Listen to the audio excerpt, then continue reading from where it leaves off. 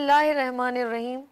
शुरू अल्लाह के नाम से जो बड़ा मेहरबान निहायत रहम वाला है। शुरू उस पाक ज़ात के नाम से जिसने पूरी कायनात बनाई और उसके कब्ज़े में हमारी जान है। बेशक वो बड़ा गफूरुर रहीम है।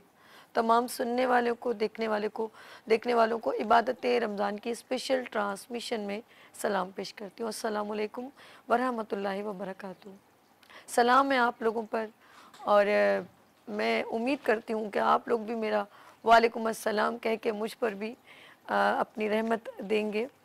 और इस वक्त जिसने टीवी चैनल ऑन किया है, वीनस एचडी टीवी चैनल, उन सब पर मैं ये कहूँगी खुश रहें, आबाद रहें, अपनों के साथ रहें, एक दूसरे का ख्याल रखें और ख़ास तौर पे अपने वालिदैन का, जो अल्लाह पाक का बहुत ही कीमती तोहफ़ा है। इस दुआ के साथ मैं अपने इबादत रमज़ान ट्रांसमिशन का आगाज़ कर रही हूँ। और जब मैं अपने प्रोग्राम का आगाज़ करती हूँ तो कुछ ना कुछ आपसे मोटिवेशनल मैसेज शेयर करती हूँ, कुछ आयत का तर्जुमा, क्योंकि रमज़ानुल मुबारक है। आज 13वां रोज़ा है और सबको रमज़ानुल मुबारक। जिसने मुझसे अभी, ज़ाहिर बात है जो लोग अभी मुझे देख रहे हैं, उन सबको रमज़ानुल मुबारक की मुबारकबाद पेश करती हूँ। और खुशियाँ हैं, अल्लाह पाक ये रोज़े जारी व सारी चल रहे हैं। लेकिन मैं एक बात कहना चाह रही हूँ कि इस दुनियादारी में हम महव हो जाते हैं और सिर्फ़ एक महीना हम समझते हैं कि सिर्फ़ एक महीना है कि हमने सब कुछ अभी करना है। ऐसा कुछ नहीं है। अल्लाह पाक की ये जो ज़िंदगी है ये अमानत है। हम जहाँ से आए हमें लौट के वहीं जाना है। और जब हम पैदा होते हैं तो हमारे बतन पे एक कपड़ा का एक ज़र्रा नहीं होता। तो आप सोच लें आप क्या लेकर आते हैं और क्या लेके जाएंगे। ये हमारी आर्जी ज़िंदगी है और आखिरकार हमने जिस घर में से, जैसे जिस जगह से आए उस जगह लौट के जाना है। ऐसा ही है ना, जब कोई भी हमारे वालिद बहन बेटियां जो भी जॉब करती हैं, सारा दिन नौकरी करती हैं और आखिरकार घर लौट के जाती हैं, तो एक घर है हमारा वहाँ पर। और अब हमने सेलेक्ट करना है कि उस घर को हमें एक अच्छे घर में जाना है या बुरे घर में। आप समझ गए होंगे जन्नत और दोज़ख का तस्वर मेरे रब ने हमारे लिए बनाई है, किसी के लिए नहीं बनाई, इंसानों के लिए बनाई है। बात करूँगी सूरह बकरा की। सूरह बकरा में आपने, अल्लाह पाक ने तो देखा जाए तो हर पारे में बार बार हमें झुंझाया, कहते हैं झुंझलाहट की है, या हमें बार बार जगाया है, ये कह सकती हूँ कि फ़बी अय्यि आलाई रब्बिकुमा तुकज़्ज़िबान। अल्लाह का बार बार जिक्र आया है। अल्लाह ने बार बार अपने बंदे को पुकारा है, मेरी तरफ आ। 5 बार तो वैसे ही आपने देखा होगा ना, अल्लाह पाक अल्लाहु अकबर, आओ भलाई की तरफ आओ, मेरी तरफ आओ, आओ मैं मौजूद हूँ, मैं बांटने वाला हूँ। अल्लाह पाक बार बार हमें जगाते हैं। हम लोग जागे हुए सोए हुए, हम सोए हुए जागे हैं या जागे हुए सोए हैं पता नहीं, क्वेश्चन मार्क। बात करूँगी सूरह बकरा की। जब हम कहते हैं ना अलिफ लाम मीम ज़ालिकल किताबु ला रैब फीह, कोई शक नहीं इसका किताब इलाही होने में, मगर उन लोगों के लिए जो परहेज़गार हैं, जो इस पर यकीन रखते हैं। अल्लाह पाक ने ज़िक्र अपने उस कुरान पाक का ज़िक्र किया है कि जो उसने हमारी हिदायत के लिए भेजा, लेकिन उनके लिए जो रहनुमाई चाहते हैं। और फरमाया हुदल लिल मुत्तकीन अल्लज़ीन युमिनूना बिल गैबि व युकीमूनस सलाता व मिम्मा रज़क़नाहुम युनफ़िक़ून। सूरत में तो वाज़ेह तौर पर बहुत सारी बातें हैं, लेकिन मैं इसमें छोटी सी जो शुरू की 2 लाइन है उसके बारे में थोड़ा सा जिक्र करूँगी कि बेशक ये अल्लाह की किताब है और कोई शक नहीं इसका किताब इलाही होने में, और रहनुमाई उन लोगों के लिए जो परहेज़गार हैं और जो अदब करते हैं और जो नमाज पढ़ते हैं और जो रब ने हमें बहुत ज़्यादा रिस्क दिया उसमें से खर्च करते हैं। अब ये खर्च क्या चीज़ है, सोचने की बात है। ये खर्च क्या है? बस माल जमा करता जाऊँ, माल जमा करता जाऊँ, माल, बस एक माल जमा करने की। लेकिन फिर भी अल्लाह ने हमारे लिए इतनी डील छोड़ी है कि जिस घर में तू रहता है रख ले, कोई बात नहीं, लेकिन जब तेरे पास 2-2 3-3 घर होंगे फिर तेरा नहीं, फिर और लोगों का भी हिस्सा है। और ये इसीलिए रखा है ताकि हम लोगों के अंदर मालो मता की जस्तजू ना बढ़ जाए, हम एक जल्लाद ना बन जाए। हम हवस परस्त ना बन जाए। खुदा ने फिर उतारी हमारे लिए सदका ज़कात। फिर अल्लाह पाक ने कहा, क्योंकि जब मूसा अलैहिस्सलाम का दौर था तो कारून जो था उसके पास बहुत ख़जाना था बेइंतहा, इतना कि जिसकी चाबियां 40 ऊँटों पे हो तो उसकी तिजोरियां कितनी होंगी। तो उसको बहुत माल जमा करने का, तो फिर अल्लाह पाक ने मूसा अलैहिस्सलाम, क्योंकि वो हम कलाम होते थे, तो उन्होंने अल्लाह का पैगाम सुनाया कि अब आपने कुछ ढाई, मेरे ख्याल में कुछ ढाई, मुझे नहीं मालूम, कुछ इस तरह कुछ वर्ड था कि ढाई जैसे कितनी की दौलत होती है तो उसके हिसाब से देना है, एक सदका देना है। उसकी क्वांटिटी में अभी नहीं मेजर कर पा रही हूँ, मेरे जहन से भी निकल गई। तो उस आपने इतना सदका देना है। तो हाँ, कारून को बहुत बहुत तकलीफ हुई कि यार मेरे पास तो इतना कुछ है, तो मैं जब दूंगा तो कितनी तादाद हो जाएगी। तो उसने एक शैतानी की, उसने नाउज़ बिल्लाह, अल्लाह माफ़ करे, उन्होंने मूसा अलैहिस्सलाम पर एक बहुत ही गलत इल्ज़ाम लगाया और एक औरत को वर्गलाया कि मैं तुझे इतना पैसा दूंगा।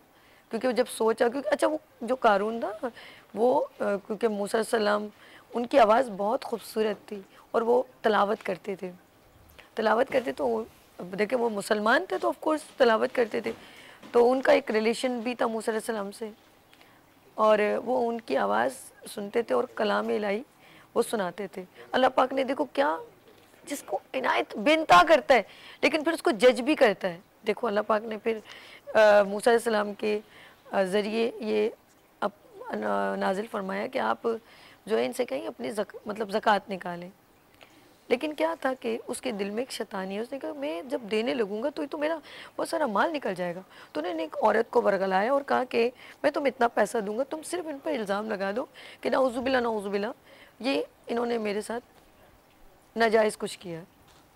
तो उस पर फिर बात हुई। तो जैसे ही वो मूसा अलैहिस्सलाम ने ये सुनाना था, क्योंकि ऐलान करना था, सबको जमा किया, तो उन्होंने जो कारून ने कहा कि ये औरत कुछ कहना चाहती है, उस औरत ने जैसे ही बोला, लेकिन उनका जलाल बहुत था, मूसा अलैहिस्सलाम का एक बहुत बड़ा जलाल था। खुद सोचें कि वो एक जलाली पैगंबर थे। तो जैसे ही उस औरत ने कहा, उसने अगले लम्हे कहा कि इन्होंने मुझे कहा कि मैं तुम्हें इतनी रकम दूंगा तो मुझे माफ़ करें। तो उस वक्त उन्होंने इशारा किया कि एक ज़मीन फट फट जा और इसको इसमें डाल दे। उस वक्त जाते जाते कारून ने कहा कि तुम, मूसा अलैहिस्सलाम से मुखातिब होकर कहा कि तुम मेरी दौलत रखना चाहते हो इसलिए। तो फिर उन्होंने हुक्म दिया कि दौलत उसके सर पे हो और वो उसके अंदर से, तो दौलत के साथ धंस गए थे। कहने का मकसद ये है कि दौलत जो हम बहुत ज़्यादा जमा करते हैं, अल्लाह पाक ने बहुत आसानियाँ दी हैं। जो आपका घर है उस पे कुछ नहीं है, जो आप खाते पीते हैं, लेकिन जब आप बहुत जमा करने लगते हैं, जमा करने में क्या क्या चीज़ें हैं, सोना आप जमा करते हैं और फिर सोचते हैं कि अब इसको क्या तोड़ के मैं दूँ, मेरे पास तो इतने पैसे नहीं हैं। ऐसा कुछ नहीं है। आपको जब पता है कि मेरा पास 1 तोला सोना है, 2 तोला है, या आपके पास एक घर से 2 घर हैं, मैं सिर्फ इसलिए ये मिसाल देना चाहती हूँ कि आप कुछ नहीं लेके जाओगे, लेकिन ये इसलिए अल्लाह पाक ने ये चीज़ें सदका, खैरात, ज़कात रखी है ताकि हम हवस परस्त ना हो जाएं, हम दौलत दुनिया जमा ना करने, ये माल हमारे साथ नहीं जाएगा। एक अज़दा होगा हशर के मैदान में, जो लोग अपने हाथों से जो ये जमा करते हैं और नहीं देते ना, तो वो आपके हाथ खाना शुरू कर देगा। फिर वो पूछेगा कि तू कौन है अज़दा, तू क्यों मेरा हाथ खा रहा है? तो मैंने कहा मैं वो हूँ, मैं वो माल हूँ जो तू जमा करता था, तुझे शौक़ था जमा करने का। अल्लाह माफ़ करे हमें, मुझे शायद इतना बोलना नहीं आता। मैंने कुरान का भी थोड़ा सा आपको बताया, कुरान में तो जगह जगह बहुत सारी बातें हैं, हमें रहनुमाई देती हैं। अल्लाह पाक हमें माफ़ करे, मेरे बोलने में कोई कोताही हो मेरा रब मुझे माफ़ करे और आप भी मुझे माफ़ कीजिएगा। और बात करूँगी, आज टॉपिक है ज़कात का, और ज़कात के बारे में बिल्कुल ज़रूरी नहीं है ये रमज़ान में दी जाए, ये भी मैं बता दूँ। हम लोग एकदम अलर्ट हो जाते हैं रमज़ान में, ऐसा कुछ नहीं है। और आप हर साल ज़कात निकालें और अल्लाह के नाम का हर महीने जो भी आपकी मैं कहती हूँ, मैं अल्लाह पाक ने तो वैसे ही कहा है कि तू मेरे साथ जब तिजारत करेगा तो मैं तुझे 70 गुना ज़्यादा दूंगा, 10 गुना ज़्यादा दूंगा, इसमें कोई शक नहीं है। मैं सच कह रही हूँ, अल्लाह पाक ने वाकई में ये मैं क्या कहूँ, कुछ अल्फाज नहीं है, लेकिन मैं सच कह रही हूँ, ऐसा ही है। आप अल्लाह से तिजारत करके तो देखें। अगर आपकी सैलरी, मैं सच ऐसे ही बता रही हूँ, अगर आपकी सैलरी है 15,000, आपकी नीयत है कि मैं अल्लाह पाक, मैं आपके 15,000 में से ये 500 रुपये आपके साथ मैं तिजारत करता हूँ, मैं अल्लाह के नाम पे दूंगा, ठीक है, आप करके देखें, नियत करके देखें। आप एक दिन उस 15,000 का ना 15 लाख हुआ तो आप मेरा नाम बदल दीजिएगा बाखुदा। सिर्फ आपकी नियत अच्छी हो। आपके रिस्क पता नहीं कहाँ कहाँ से आएगा, आपकी सोच है। सिर्फ आप अल्लाह से तिजारत करके देखें। और आप एक, अगर आपके पास नहीं है पैसा, कुछ लोग यहाँ पे बैठे होंगे, मुझे पता है, कह रहे होंगे हमारे पास तो इतनी मुश्किल होती है अपने बच्चों को यूनिफॉर्म खाना पीना दे दे। ठीक है, आप एक काम करें, अल्लाह के नाम से तिजारत ये करें, चिड़ियों को रोज़ाना पानी डाल दें, रोज़ाना। आप अल्लाह से तिजारत, अल्लाह पाक मैं तुझे ये दे सकता हूँ, देख ये मैंने तेरे बंदों को अभी नहीं शुरू किया, मैंने तेरे बेजान बेज़बान लोगों के साथ शुरू किया, जानवरों के साथ। आप करके देखिएगा, बख्शिश हो जाती है उस औरत की भी जो तवाइफ थी, लेकिन उसने एक कुत्तों को पानी पिलाया तो मेरे रब ने उसको भी माफ़ कर दिया। वो बड़ा गफूरुर रहीम है। लेकिन आज बात मैं ऑफ कोर्स कर रही हूँ और ज़कात की, और इस वक्त हमारे बहुत ही प्यारे मेहमान, मेरे प्रोग्राम की आन बान शान और मुफ्ती गुलाम गौस अनवर मदनी साहब मौजूद है। अस्सलाम वालेकुम। कैसे हैं भाई? ठीक है, रमज़ान वैसे ही चल रहे हैं आपके रोज़े? जी जी अल्हम्दुलिल्लाह। और आखिरकार देखें ना, आहिस्ता आहिस्ता अब ये मग़फ़िरत का अशरा है और ये मौका है हमें अपने जान का, अरे जान का भी सदका होता है, माल का भी होता है, ज़कात जिस तरह आज टॉपिक आपने मुझे बताया, तो वो मैं चाहूँगी कि अब आप, मैं तो कुछ नहीं, मेरे पास अल्फाज नहीं, आप बयान करें। नहीं माशाल्लाह, आपने बहुत अपना इंट्रो में बहुत अच्छी मतलब गुफ्तगू की है। अल्लाह ताला आपका गुफ्तगू करना कबूल फरमाए। बिल्कुल, अल्लाह तबारक व तआला कुरान मजीद फ़ुरक़ान हमीद में जा बजा मकामात पर हुक्म देता है व आतुज़ ज़का, और अल्लाह तबारक व तआला को ज़कात अदा करो, व अकीमुस्सला व आतुज़ ज़का, नमाज कायम करो और ज़कात दो। इस्लाम की बुनियाद 5 चीज़ों पर है। नबी पाक अलैहिस्सलाम ने इरशाद फरमाया कि 5 चीज़ों पर इस्लाम की बुनियाद है। नंबर 1, इस बात की गवाही देना कि नबी पाक अलैहिस्सलाम अल्लाह के रसूल हैं और अल्लाह तबारक व तआला ही इबादत का लायक है। नंबर 2, नमाज कायम करना। नंबर 3, ज़कात देना, रमज़ान के रोज़े रखना और हज बैतुल्लाह की सादत अदा करना। ये 5 चीज़ों पर जो हैं, 5 बातों पर इस्लाम की बुनियाद है। ज़कात इस्लाम का तीसरा बड़ा अहम रुकन है और ये अल्लाह तबारक व तआला ने बंदों पर लाजिम करार दिया है कि ऐसा शख्स के जिसके पास इतना माल हो जी, कि जो 52.5 तोले चांदी की मालियत के बराबर पहुंच जाए, तो उस पर ज़कात लाजिम हो जाती है और वो माल की 2.5% यानी 2.5% जो है वो ज़कात जो है वो अदा करेगा। जैसे किसी के पास अगर 1 लाख रुपए है और 1 लाख पर साल गुजर जाता है तो 1 लाख पर 2500 रुपए ज़कात बनती है। 1 लाख पर 2500 रुपए, 2500 रुपए ज़कात बनती है। वो जो मैं जहाँ रुक गई थी, मैं भूल गई थी, मैंने कहा कि उस वक्त क्या कहा था, 250 कुछ ऐसा ना? जी जी, 2.5% धर्म होंगे या कुछ होंगे, नहीं 2.5% ज़कात, 2.5% इसकी ज़कात बनेगी, यानी 1 लाख पर 2500 आपने अल्लाह की बारगाह में देने हैं। आज लोग सोचते हैं कि अगर हम अपने माल में से ज़कात देंगे तो ज़कात के पैसे तो बहुत ज़्यादा बन जाएंगे, हमारे माल में कुछ कमी वाक़ई हो जाएगी। याद रखिएगा कि माल में कमी वाक़ई बज़ाहिर आपको लग रही है, लेकिन हकीकतन ये माल बढ़ रहा होता है। अच्छा, जैसे मिसाल के तौर पर हम समंदर से अगर 5 टैंकर पानी का निकाल लें तो क्या समंदर को कोई फ़र्क पड़ेगा?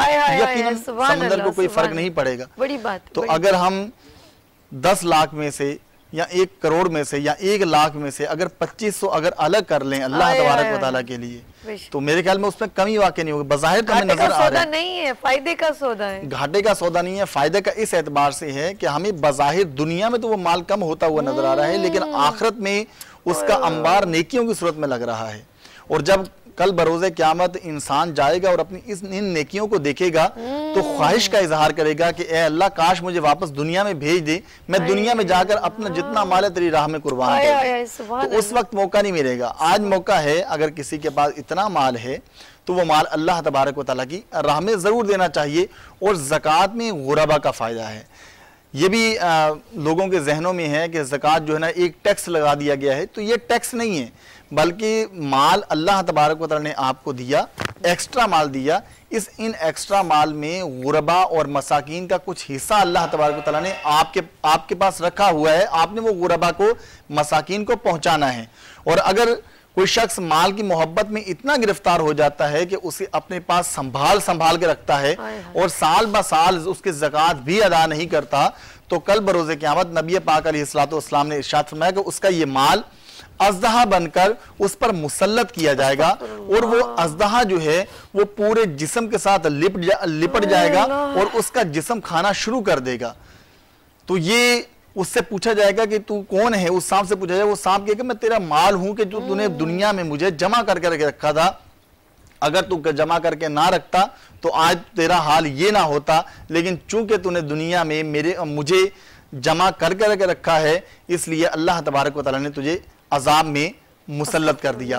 नबी पाक अलैहिस्सलाम ने बार बार सहाबा इकराम को हुक्म दिया है कि वो अपने मालों की ज़कात को अदा करें। इसलिए हमें चाहिए कि अगर हमारे पास इतना माल हो कि जो 52.5 तोले चांदी की मालियत के बराबर हो और उस माल पर 1 साल भी गुजर गया हो तो उसे उसका 2.5% जो है वो अल्लाह तबारक व तआला की राह में खर्च करना चाहिए। और इसकी मिसाल अल्लाह तबारक व तआला ने इरशाद फरमाई है कि जो अल्लाह की राह में खर्च करते हैं, अल्लाह फरमाता है अल्लज़ीना युनफ़िक़ूना अम्वालहुम बिल्लैलि वन्नहारि सिर्रन व अलानियतन फलहुम अजरुहुम इंद रब्बिहिम वला खौफुन अलैहिम वला हुम यहज़नून, कि जो अल्लाह की राह में खर्च करते हैं अपने माल को रात में या दिन में, छुपकर या ऐलानिया तौर पर, अल्लाह तबारक तआला फरमाता है लहुम अजरुहुम इंद रब्बिहिम वला खौफुन अलैहिम वला हुम यहज़नून, कि उनका अजर उनके रब के पास है और ना ही उन्हें कोई खौफ होगा और ना ही वो कब्र में गमगीन और परेशान होंगे। अल्लाह अल्लाह अल्लाह तेरा शुक्र है।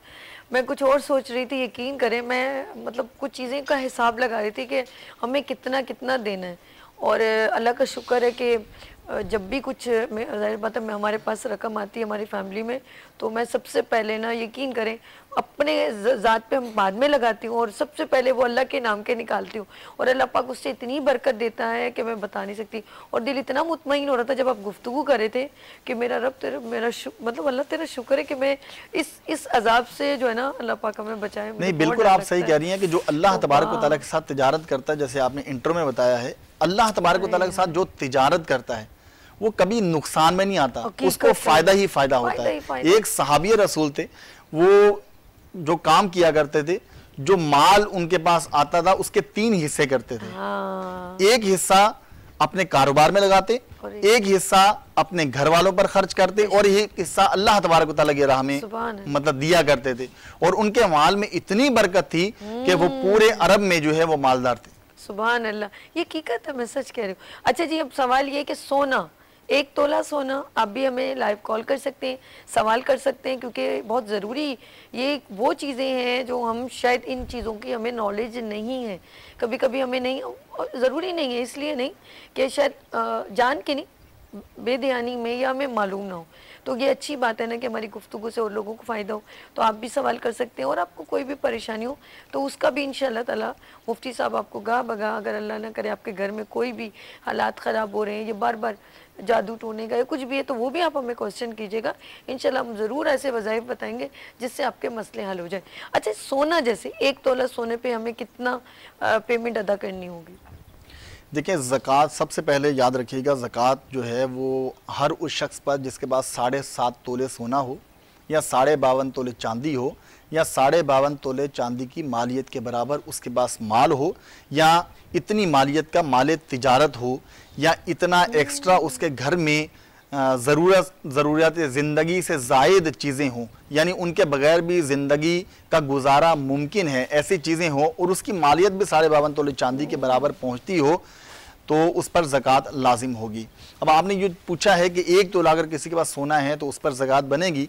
तो अगर किसी के पास खालिसतन सिर्फ सोना ही है, ना उसके पास रुपया है, ना उसके पास चांदी है, ना माल तिजारत है, ना घर में कोई एक्स्ट्रा चीज़ें उसके पास मौजूद हैं, तो सिर्फ 1 तोला सोने या 2 तोले सोने पर ज़कात लाजिम नहीं होती।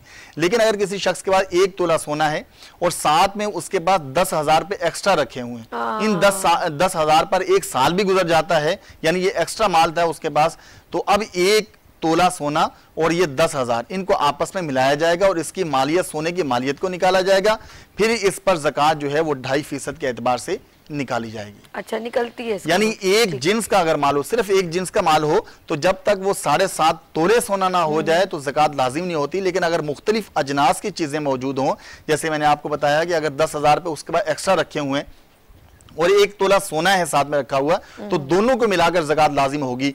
फकत सोना 1 तोले सोने पर ज़कात लाजिम नहीं होगी। अगर एक्स्ट्रा कोई और माल रखा हुआ है या चांदी रखी हुई है या माल तिजारत रखा हुआ है तो उस पर ज़कात लाजिम हो जाती है। ओके, अच्छा जी, हम ज़कात की बात कर रहे हैं और कुछ बड़े अच्छे फलाही इदारे हैं और कुछ लोग फलाही इदारों में जो है वो डोनेट करते हैं और उनके लिए तो बेहतरीन मौका होता है, वो जो अपने सदकात हैं वो उनको ज़्यादा अच्छे तरीके से, जैसे जिनके पास बहुत माल है, बहुत डबल डबल बिल्डिंगें हैं और उनके पास घर इतने सारे हैं और उन्होंने रेंट पे दिए हुए, तो उनके पास तो इतना पैसा होता है, तो वो ऐसी जगहों पर डोनेट करें जहाँ पर उनकी ये ज़िंदगी भी और आने वाली ज़िंदगी भी जो है ना वो फला पा जाए। और ख़ास तौर पे मैंने देखा है कुछ लोग इतना माल जमा करते हैं और बच्चे वो देख रहे होते हैं, मैं सच बता रही हूँ, बच्चे वो देख रहे होते हैं, वो समझ रहे हम अपने बच्चों के लिए माल जमा करें कि हमारे मरने के बाद इनको आसानी हो, लेकिन ये नहीं पता कि वो इन माँ बाप के मरने के बाद उन्होंने, उनके लिए तो आसानी है लेकिन उन्होंने अपनी जहन्नम जो है ना वो तैयार कर ली। नहीं, बिल्कुल सही बात है ये कि अगर वालिदैन पैसा जमा करके जाते हैं और उसके ज़कात नहीं देते तो कल बरोज़े क़यामत या कब्र के अंदर सवाल जो है वो वालिदैन ने देना है कि आपने माल जमा किया, उस माल की आपने ज़कात नहीं दी। तो इसलिए अगर किसी के पास पैसा मौजूद हो तो उसकी ज़कात हमें अदा करनी चाहिए, अगर अदा नहीं करेंगे तो हम गुनाहगार होंगे। और ज़कात ये भी याद रखिएगा, ज़कात को जो है वो ज़कात कह कर देना ज़रूरी नहीं है। अगर किसी फ़र्द वाहिद को आप ज़कात दे रही हैं, किसी पर्सन को आप ज़कात दे रही हैं, तो उसकी नफ्स इज़्ज़त नफ्स को मजरूह होने से बचाने के लिए आप ज़कात कहना आपको ज़रूरी नहीं है, बल्कि ज़कात की नीयत होना यह ज़रूरी है। बस उसे गिफ्ट कहकर दे दें या ईदी कहकर दे दें या तोहफ़ा कहकर आप उसे दे सकते हैं, आपकी ज़कात अदा हो जाएगी। लेकिन अगर किसी इदारे में दे रहे हैं, किसी जगह और जगह पे आप दे रही हैं ज़कात का पैसा, तो वहाँ पे बता देना चाहिए कि भाई ये ज़कात का पैसा है, इस ज़कात के पैसे को इसके असली मसरफ में ही खर्च करना, इसके अलावा नहीं खर्च करना। तो फ़र्द वाहिद को देते हुए हमें ज़कात कह कर देना ये ज़रूरी नहीं हुआ। ये भी अल्लाह तबारक तआला का कितना करम है कि अल्लाह तबारक तआला दूसरे की इज़्ज़त नफ्स मजरूह होने को बचाता है। अल्लाह तबारक तआला कि आपने अगर ज़कात देनी है तो सामने वाले को बताना कोई ज़रूरी नहीं है, बस दिल में नीयत होनी चाहिए कि मैं ज़कात दे रहा हूँ। या माल को जब आप अलग कर रहे हों उस वक्त ज़कात की नीयत होना ज़रूरी है। ये 2 जगहों पर आपकी ज़कात की नीयत हो, सामने वाले को ज़कात कह कर देना यह ज़रूरी नहीं होता। बेशक, बहुत खूबसूरत बात मुफ्ती साहब मेरे साथ जो है बड़ी प्यारी गुफ्तगू करते हैं और ये एंड तक मेरे साथ होंगे, स्पेशली इनकी दुआ भी होती है। और बात ये कर रहे हैं ज़कात की, आज हमारा टॉपिक भी ज़कात पे है और अभी जो एक छोटा सा सेगमेंट है वो है छोटी सी नेकी।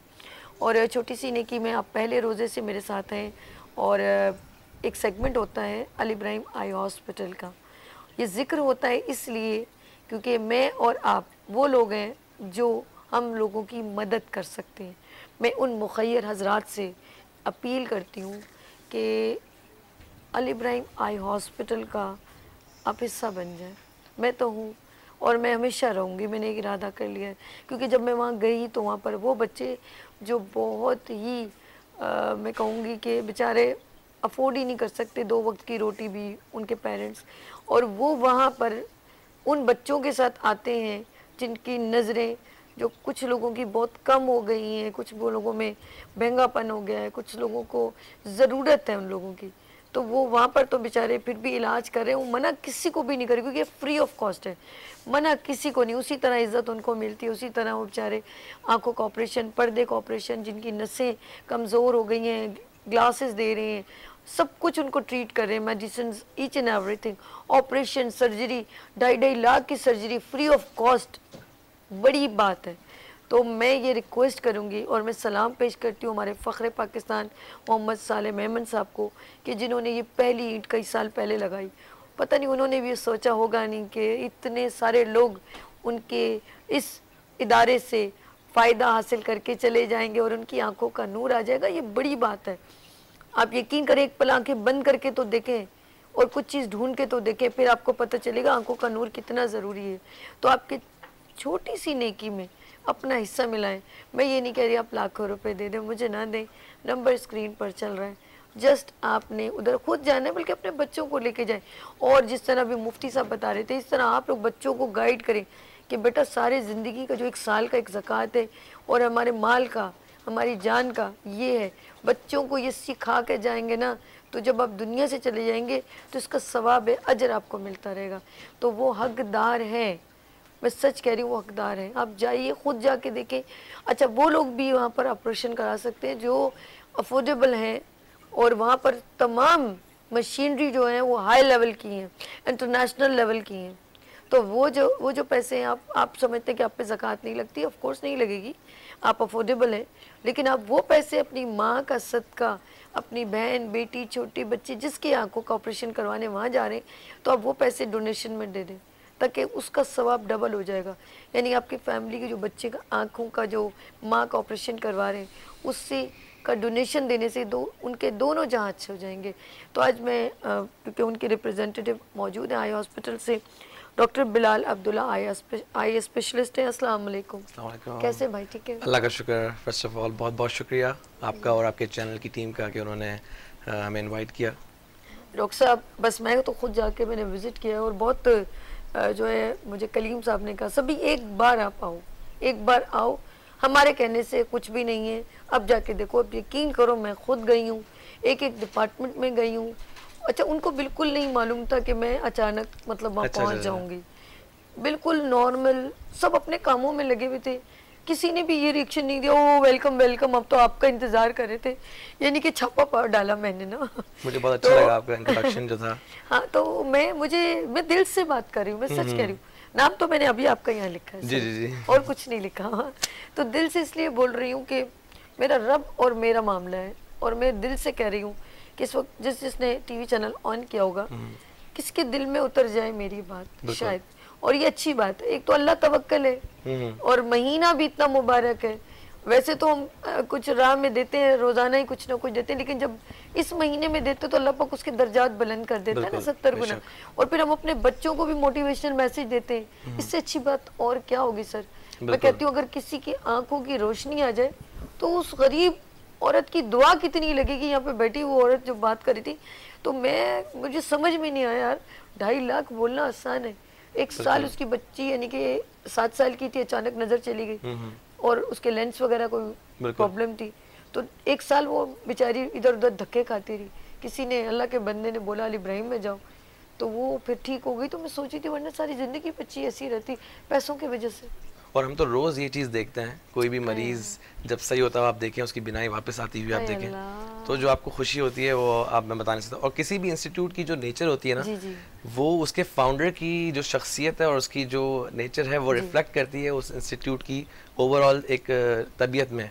और हमारे फाउंडर हैं खुशकिस्मती से द ग्रेट सोलेह अहमद साहब, और सोलेह अहमद साहब की एक बहुत बड़ी एक, कुछ लोग ऐसे होते हैं जो सदियों में पैदा होते हैं, वो जो है ना वो अपने से आगे सोचते हैं, दूसरों के लिए सोचते हैं। और मैं वहाँ का एम्प्लॉई हूँ, वहाँ का रेजिडेंट हूँ, वहाँ पे मैंने खुद पर्सनली जाके जब ये चीज़ देखी ओवर द ईयर्स, माशाल्लाह बहुत ज़बरदस्त काम है। और बेस्ट बात हमारे हॉस्पिटल की जो है वो ये है कि अगर मैं भी अपने वालिद साहब का ऑपरेशन कराना चाहूँ, हालांकि मुस्तहिक नहीं, हम लोग अल्लाह का शुक्र कोई मुतवस्सित तबके से जो भी जिसका भी ताल्लुक है वो करवा सकता है आराम से।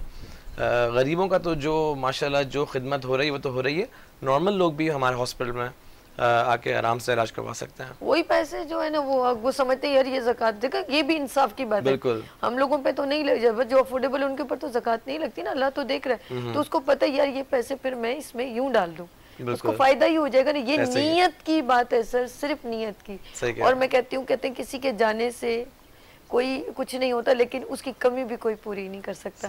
अल्लाह पाक सोलेह अहमद साहब को जिंदगी दे। और मैं डॉक्टर फतेह मेमन साहब से जो उनको भी सलाम पेश करती हूँ, पूरी टीम को लेके चलना और फिर डेली सर्जरी करना, इससे ये बड़ी बात है। और ये हमारे मुल्क में, और बड़ी बात है सोलेह मेमन साहब की कि वो सिर्फ पाकिस्तान में नहीं बल्कि इंटरनेशनल साउथ अफ्रीका में भी गए और वहाँ के गरीब लोगों को, अच्छा लोग तो ऐसे होते हैं, लोग अमीरों को ढूंढ रहे होते हैं कि यार मैं इसका इलाज करूँ तो मुझे ज़्यादा पैसे मिलेंगे, इससे मेरी सलाम दुआ होगी। उन्होंने पता किससे सलाम दुआ बढ़ाई है, उसे अपने रब से बढ़ा लिया। बिल्कुल सही कहा। ये नहीं कि कोई हासिल करता, आपने सही कहा, ऐसे लोग सदियों में पैदा होते हैं। बात आप भी कर रहे हैं, आपने भी बात करनी और हमें जरा गाइड भी करना है। तो मैं मुफ्ती साहब के पास जाऊंगी, जरा गाइड कीजिएगा कि इस वक्त जब हम कहते हैं ज़कात की बात, तो ऐसे लोग जो कुछ देना चाहें तो उन लोगों को ऐसे इदारे को मुंतखब करना चाहिए कि नहीं डॉक्टर साहब, मुफ्ती साहब? बिल्कुल, अगर कोई ज़कात देना चाहता है, सबसे पहले देखें ज़कात के मुस्तहिक सबसे पहले आपने तलाश करनी है, तो आप पहले अपने घर में देखें आप, ठीक है, कि अगर मिसाल के तौर पर आपकी बहन जो है वो मुस्तहिक ज़कात है, आप उसको ज़कात दे सकते हैं। इसी तरह भाई है तो भाई को ज़कात दी जा सकती है, चचा है तो चचा को दी जा सकती है। मतलब अपने रिश्तेदार सबसे पहले सिला रहमी करें। ठीक है। अगर आपके रिश्तेदारों में कोई नहीं है तो फिर आप अपने मोहल्ले में कोई देखें, मोहल्ले में कहीं नहीं है तो फिर ऐसे इदारे आप तलाश करें कि जो इंसानियत का काम करते हैं, इंसानियत का दर्द जिनके दिल में मौजूद है। और जिस तरह ये इदारा है अल इब्राहिम आई हॉस्पिटल, कि जो जिस तरह आपने भी बताया लाखों लाख लोगों की जो ना वो बिनाई वापस मतलब उनको दिलवाते हैं, नूर नज़र उनका वापस आता है। तो ये जो काम करना है इनको आप ज़कात दें, ताकि वो आपका ज़कात का पैसा जो है वो अच्छी जगह पर लगे। और लगने के बाद जब किसी को नज़र मिल जाती है ना, किसी को आंख मिल जाती है, किसी की बिनाई वापस आ जाती है, किसी की रोशनी वापस आ जाती है, और फिर वो दुनिया के नज़ारे देखता है खुली आंखों से, तो जो उसके दिल से उस टाइम दुआ निकल रही होती है ना, वो दुआ अल्लाह तबारक व तआला की बारगाह में फ़ौरन कबूल होती है। तो ऐसे इदारों को ढूंढें, ऐसे इदारों में जाकर वो पैसा ज़कात का जो है वो आप दें और उनको बताएं कि ये ज़कात का पैसा है, ताकि वो ज़कात के पैसे को अच्छी जगह पर आपका इस्तेमाल करें। सुभान अल्लाह। अच्छा डॉक्टर साहब ये बताएं, डिफरेंट लोग आते हैं आपके पास और सारा दिन यही चलता रहता है, तो अब क्या कंडीशन है? मैंने देखा अब लोग ज़्यादा हो गए हैं। अब लोग ज़्यादा हो गए हैं। सबसे बड़ी बात यही है कि over the years and you know जब लोगों को ऐसे सब पता चल रहा है, अच्छा हमारी तबीयत में इतनी मार्केटिंग नहीं है जो कॉमनली लोग इतनी ज़्यादा मार्केटिंग करते हैं अपनी। मेरे कहने से मैंने उनको कहा, मैंने कहा नहीं अच्छा काम है। जी हाँ, बहुत अच्छा स्टेप है आपका। और अब तो देखें सोशल मीडिया का दौर है, तो I think we should publicise, क्योंकि देखें खैर का काम है, खिदमत का काम है। और सबसे जो अभी बड़ा चैलेंज है हमारे पास वो हमारी ओपीडी दिन ब दिन बढ़ती जा रही है, सर्जरी केसेस बढ़ते जा रहे हैं। लेकिन अल्लाह का शुक्र है, अल्लाह ने तौफीक दी हमारे इंस्टीट्यूट को, और हमारे पास जितने भी लोग हैं बाय डिफ़ॉल्ट उनके अंदर एक खिदमत का जज्बा आ जाता है। तो वो हम लोग प्राइवेटली भी अंदर अपना, हम लोग हॉस्पिटल के अंदर भी खुद ब खुद ऐसा हो जाता है कि गरीबों की खिदमत हमें बस हमारा एक एम है।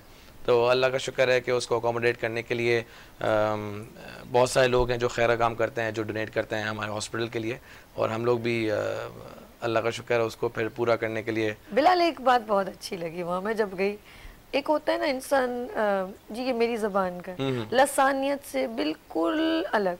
वहाँ कोई क्रिश्चियन भी चला जाएगा ना, उसको भी उसी तरह ट्रीट किया जाएगा कि अगर तुम्हारे उसके बच्चे की आंखों में प्रॉब्लम है, कोई नोबडी आस्क मी कि भाई आप मुझे बताएं आपकी ज़बान, आपका मज़हब, बिल्कुल नहीं है, ऐसा कुछ नहीं है। मैं वहाँ पे देख रही थी डॉक्टर साहब, अच्छा रुक जाओ सभी, मैं तुम्हें इनसे मिलवाता हूँ, सभी आओ। मैं भी खड़े होकर लोगों से मिल रही थी ना वैसे। अच्छा भाई आपकी, मैं तो रो भी पड़ी 2-3 जगह पर ना, छोटा सा दिल है मेरा तो बहुत खफा सा हो जाता है।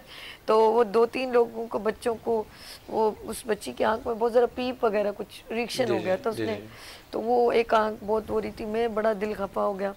फिर एक का बच्चे बहुत मासूम से 2-2, 3-3 साल के, उसकी आंखों का घूम गया, तो मैंने कहा आप इसका इलाज करा करें। हाँ हम यहाँ पर आ रहे हैं और अभी इसको बेहतरी होगी इंशाल्लाह ताला, हमें किसी ने बताया। तो उनकी एक उम्मीद है, आप लोग अल इब्राहिम आई हॉस्पिटल एक उम्मीद है अल्लाह पाक की तरफ से इन लोगों को मुकर्रर कर दिया। और यकीन करें, और ये ऐसी उम्मीद की किरण है जिसकी रोशनी मैं कहती हूँ पूरे पाकिस्तान क्या पूरी दुनिया में इंशाल्लाह देखी जाएगी।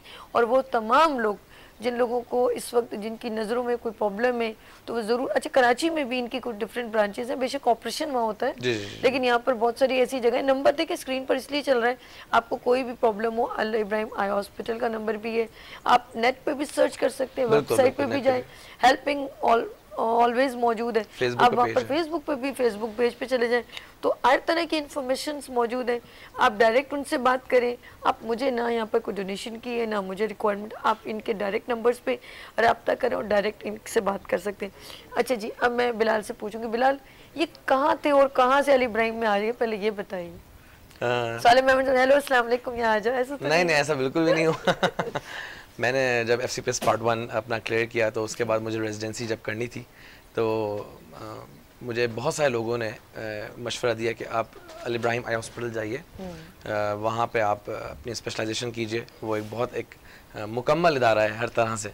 तो फिर मैं सीवी बस फर्स्ट टाइम जब आया हूँ, जब मैं अपनी सीवी लेकर आया था, तो फिर मैंने डिसाइड किया कि मैं यहीं पे काम करूँगा। अरे अल्लाह, अच्छा लगा वहाँ पे? मुझे बहुत अच्छा लगा, मुझे बहुत एक एफिलिएशन है अपने इंस्टीट्यूट से, बहुत ज़्यादा। मैं बहुत सारे दूसरे और भी हमारे कोलीग्स हैं, लेकिन मैं स्पेशली मैं बहुत ज़्यादा पसंद करता हूँ अपने इंस्टीट्यूट को। अच्छा, एक और बात है ना, देखें ये बहुत दूर है, मैं नाज़रीन आपको बताती चलूँ कि मेमनकोट के बहुत करीब है ये, और कोई थाना है, कोई क्या नाम है, ओल्ड थाना। ओल्ड इसलिए नहीं बता रही, अब डरिएगा नहीं। ओल्ड ये आपको सब रास्ता कायदाबाद, मलीर, इस तरह जी, ना। जी, जी, जी, फिर ओल्ड थाना है और मेमनकोट के करीब है, मतलब काफ़ी कराची से दूर भी है।